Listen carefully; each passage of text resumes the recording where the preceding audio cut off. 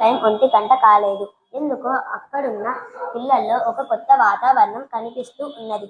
అదేమిటా అని కొంచెం పరిశీలించితే నాకు అర్థమైంది. ఇంతకు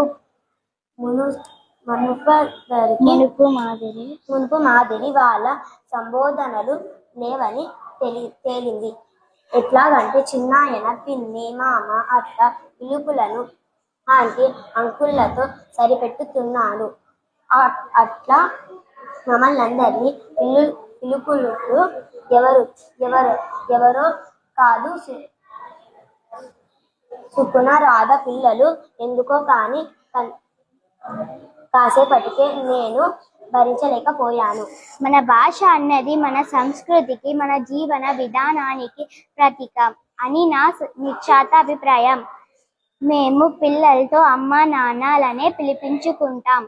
అది నా సంస్కృతి.